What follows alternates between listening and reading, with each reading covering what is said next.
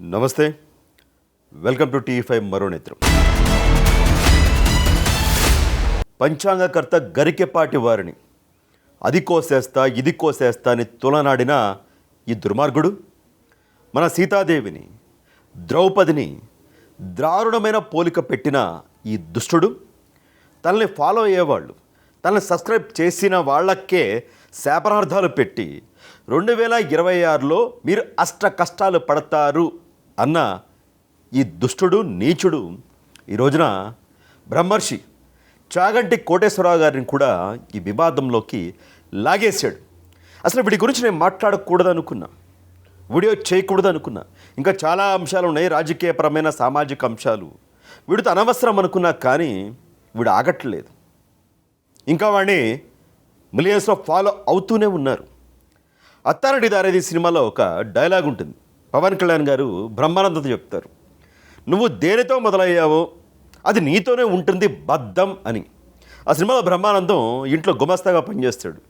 Uganda వెళ్ళి బాగా సంపాదిస్తాడు, వజ్రాలు అవన్నీ కూడా. ఆ సంపాదించిన బలుపుతో, ఆ డబ్బు బలుపుతో వచ్చి అన్నం పెట్టిన, ఉద్యోగం ఇచ్చిన కుటుంబం పైన కూడా ఆ ఇంట్లో ఆడవాళ్ళ పైన కన్నేస్తాడు, నీచంగా మాట్లాడతాడు. చివరికి మళ్ళీ అదే ఇంట్లో గుమస్తాగా పనిచేయాల్సిన పరిస్థితి వస్తుంది. అంటే ఎక్కడ మొదలయ్యాడో అక్కడికే వచ్చేస్తాడు బ్రహ్మానందం క్యారెక్టర్ ఆ సినిమాలో. సో ఈ నా అన్వేష్ అనేవాడు కూడా అంతేనేమో. వాడే చెప్పాడు వీడియోలో, నేను అమెరికాలో క్రూజ్ షిప్లో మరుగుదొడ్లు కడిగా, ఆ మరుగుదొడ్లు కడిగిన డబ్బుతోనే దేశ విదేశాలు తిరిగి నేను ఎంత సంపాదించా అని. మన హిందూ దేవతలను తిడుతూ ఉన్నాడు, మన ఆడవాళ్ళని తిడుతూ ఉన్నాడు, మన అమ్మల్ని తిడుతూ ఉన్నాడు. మనం ఎంతో గౌరవించే చాగంటి కోటేశ్వరరావు గారిని, గరికపాటి వారిని, వీళ్ళని తిడుతూ ఉన్నాడు. మరి వీడు ఎక్కడికి వచ్చేస్తాడు? వాడు దేనితో మొదలయ్యాడు? మరుగుదొడ్లు కడుక్కోడు, చివరికి అక్కడికే వచ్చేస్తాడేమో. ఒకసారి ఆలోచించుకో అన్వేష్. నా అకౌంట్లో 6 కోట్లు 8 కోట్లు ఉన్నాయని చెప్తా ఉన్నావు కదా, ఆ 6 కోట్లు 8 కోట్లు ఇంతే మాయమైపోతాయి. అరే ఎక్కడికి పోతేలే అనుకుంటున్నావు కదా. నిన్ను ఇండియాకి తీసుకొస్తారు, నిన్ను బయటికి తీసుకురావాలంటే పెద్ద పెద్ద లాయర్లు కావాలి. సో ఆ లాయర్లకు నువ్వు ఖర్చు పెట్టాలి. కాబట్టి ఆ లాయర్ల ఖర్చుకే, కోర్టుల చుట్టూ తిరగడానికే నీ దగ్గర ఉన్న 6 కోట్లు హాఫ్ ఫట్ అయిపోతాయి. నువ్వు రాసి పెట్టుకో. అరే నేను ఇక్కడున్నా కదా, నన్ను ఎలా తీసుకొస్తారనుకుంటున్నావేమో. బిఎన్ఎస్ భారత న్యాయ సంహిత చట్టాల ప్రకారం నువ్వు ఇండియన్ పాస్పోర్ట్ కలిగి ఉన్నావు. ఇండియన్ పాస్పోర్ట్ కలిగి ఉన్న వ్యక్తి ఏ దేశం నుంచి మన దేశాన్ని గురించి, మన ఐక్యత గురించి, మన దేవుళ్ళ గురించి మాట్లాడినా, మనోభావాలు దెబ్బతీసినా సరే ఈ బిఎన్ఎస్ చట్టాల ప్రకారం వర్తిస్తాయి. ఇక్కడి సెక్షన్లు, చట్టాలు నీవు భారత పాస్పోర్ట్ ఉంది కాబట్టి నీకు ఖచ్చితంగా వర్తించి తీరుతాయి. కాబట్టి నిన్ను లాక్కొస్తారు. నీ 6 కోట్లు ఏదైతే బలుపు చూసుకుని మాట్లాడుతూ ఉన్నావో అవన్నీ హాంఫట్ అయిపోతాయి.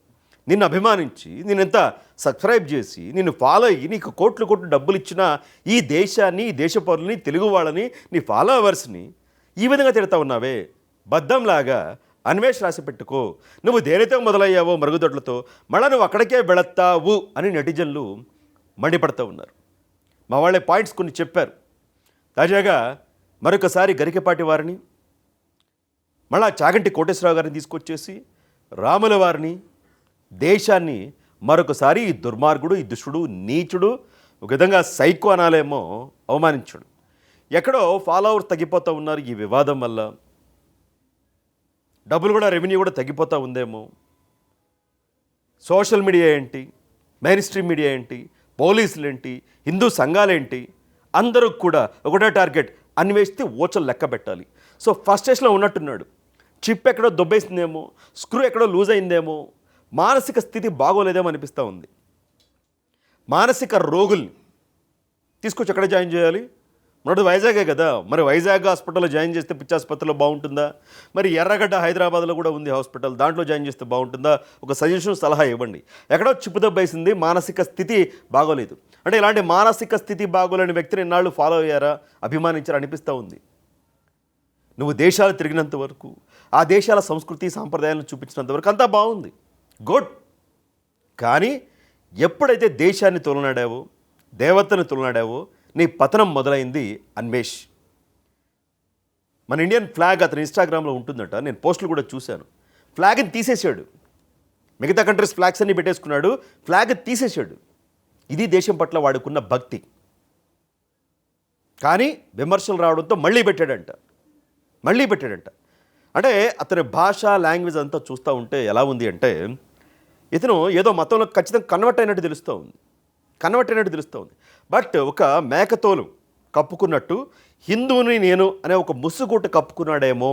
ఆ హిందూ ముసుగులోనే మన పురాణాలని, మన దేవతల్ని, చాగంటి కోటేశ్వరరావు గారు, గరికపాటి నరసింహారావు గారు ఏవైతే మనకి సంస్కృతి సాంప్రదాయం గురించి చెప్తారు, మన భారతదేశ గొప్పతనం గురించి చెప్తారు, తల్లి తండ్రి భార్య బిడ్డలు పిల్లలు అన్న అక్క చెల్లి ఈ బంధాల గురించి, ఈ అనుబంధాల గురించి, మనిషి ఎలా బ్రతకాలి అనే విషయం గురించి వాళ్ళు చెప్తారో అవన్నీ వీడికి పడదనుకుంటా. ఎందుకంటే వీడికి అలాగా బ్రతకడం తెలియదేమో, అందుకనే వాళ్ళపైన విషయం చెబుతూ ఉన్నాడు. నేను భారతం చదువుతూ ఉన్నా, రామాయణం చదువుతూ ఉన్నా అని పైకి చెబుతూ ఉన్నాడు. కానీ బట్ వీడు మేక వన్నిన పులి, బత్తాయిలు అని ఏదో ఆరెంజ్ కలర్ పెడతా ఉన్నాడు. అంటే ఆరెంజ్ కలర్ అంటే ఆ పార్టీ ఈ పార్టీ కాదు, ఏ భారతీయ జనతా పార్టీ ఇంకో పార్టీ కాదు. కాషాయం అంటే మన హిందుత్వంలో కాషాయానికి ఒక ప్రాధాన్యత ఉంది. మన బొట్టుకి కట్టుకి అన్నిటికీ పార్టీలకి సంబంధం లేదు. కనీసం వాడికి తెలుసో లేదో కూడా తెలియదు. అంటే మన హిందుత్వాన్ని ఆ రంగుని వీడి విధంగా ఘోరంగా అవమానిస్తూ ఉన్నాడు అంటే వీడి మనస్తత్వం ఏంటో అర్థం చేసుకోండి. వీడి లోపల ఒకళ్ళు పూజిస్తూ ఉన్నారు, బయట కూడా మాట్లాడుతూ ఉన్నాడు. ఇప్పుడు చాగంటి గారిని, గరికపాటి గారిని ఏమంటాడు అంటే, మీరు ఉంటారా పెద్ద ముండా కొడుకులు, ముస్లిం ముండా కొడుకులు, నాకు అనడానికి ఇబ్బందిగా ఉంది కానీ బట్ వాడు అన్న మాటల్ని మా వాళ్ళు పాయింట్స్ ఇచ్చారు. వాడు నిజ స్వరూపం తెలియాలి కాబట్టి, అంత దుర్మార్గుడు తెలియాలి కాబట్టి ఇంకా ఒకవేళ తర్వాత మీరు పైకి వస్తారు కదా స్వర్గం అంటే మీరు చచ్చిపోతారు, మీరు పైకి వస్తారు, మనం అక్కడ మాట్లాడుకుందాం అంటాడు. అసలు 1000 ఏళ్ళు నువ్వు బతకాలి కదా ఫస్ట్. ఎవడో బతుకుతాడు? ఎవరు బతుకురు 1000 ఏళ్ళు. మీరు చచ్చిపోండి, స్వర్గంలో రండి, అక్కడ మాట్లాడుకుందాం అంటాడు. ఏంటి వీడికి? అంటే పిచ్చా, పైత్యమా, బలుపా, అహంకారమా, నన్ను ఎవరు ఏమి చేయలేరు అని. ఇంకా ఏమంటాడంటే బ్రహ్మతో పోల్చుకుంటూ ఉన్నాడు.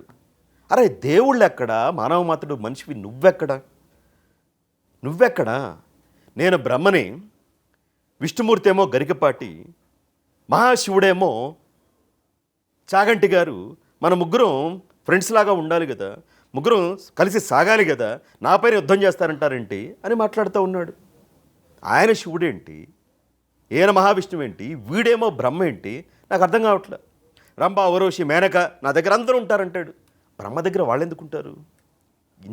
ఇంద్రుడు సభలో కదా వాళ్ళు ఉండేది. ఇది వీడికి పురాణాల పట్ల ఉన్న అవగాహన ఏమాత్రం లేదు.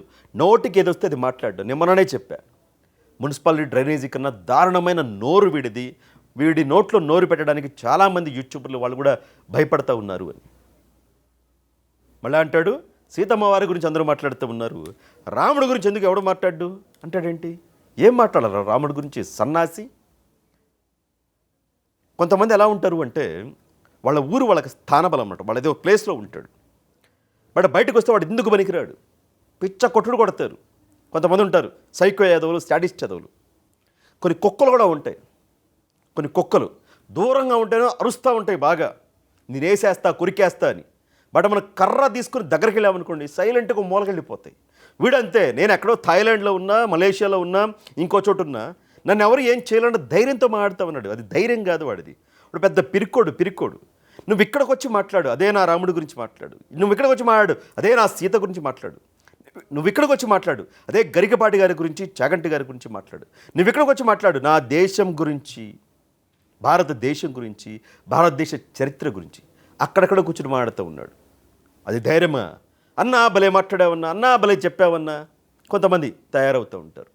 వాడు ఎక్కడికి వచ్చి మాట్లాడితే అప్పుడు నేనంట అన్నా నువ్వు తోపన్నా అని చెప్పేసి.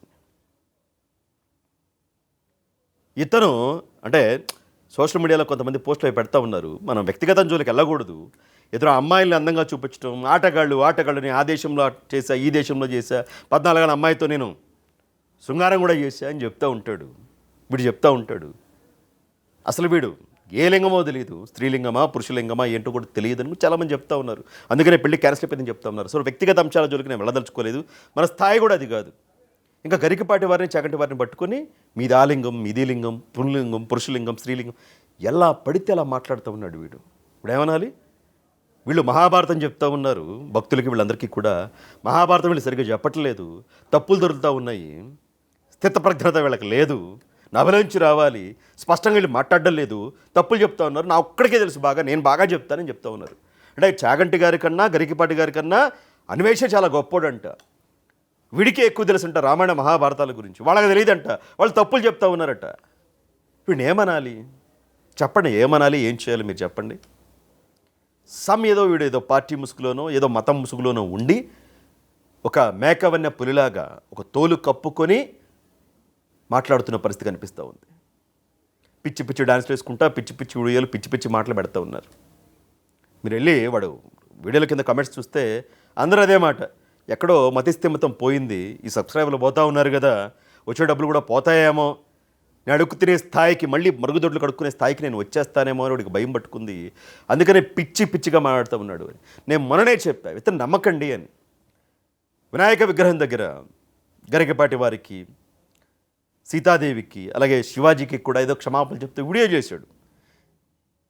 మీరు నమ్మకండి, వీడు దొంగ క్షమాపణలు, వీడు బేసరవల్లి టైపు, వీడు నక్కలాంటోడు, జుత్తుల మారి నక్కలాంటోడు అని చెప్పాను. అదే జరిగింది ఈరోజు. మళ్ళీ గరికపాటి వారిని లాగి ఆయన్ని తిట్టి, ఆయన ఏదో సందర్భంలో ఏమన్నారు, ఎవరెవరో నా గురించి ఏదో మాట్లాడుతూ ఉన్నారు, అది కరెక్ట్ కాదు, సమాజం ఏసడించుకుంటే, సమాజం వాడిని దూరం పెడితే అదే వాడికి బుద్ధి వస్తుంది అని ఆయన ఏదో వీడియో మాట్లాడినట్టు వైరల్ అవుతూ ఉంది గరికపాటి వారు. ఒక పేరెత్తలేదు, ఎవరిని టార్గెట్ చేసి అనలేదు ఆయన. ఆ స్థాయి ఆయనది కాదు. అసలు చాగంటి గారికి అసలు నువ్వెవడో తెలుసా? గరికపాటి వారికి నువ్వెవడో తెలుసా?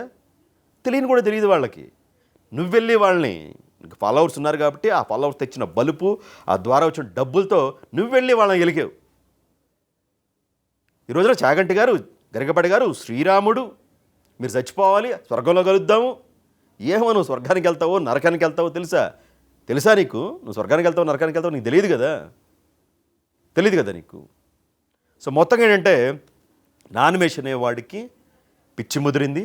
వాడు ఏం చేస్తూ ఉన్నాడు అంటే, ఈ కాంట్రవర్సీ ఒక 4-5 రోజులుగా, వారం రోజులు జరుగుతూ ఉందో, దీన్ని మరింత పెంచే ప్రయత్నం చేస్తూ ఉన్నాడు. వాడు దేశాలు తిరగట్లా ఆగిపోయాడు. సో వాడికి ఏం కావాలి?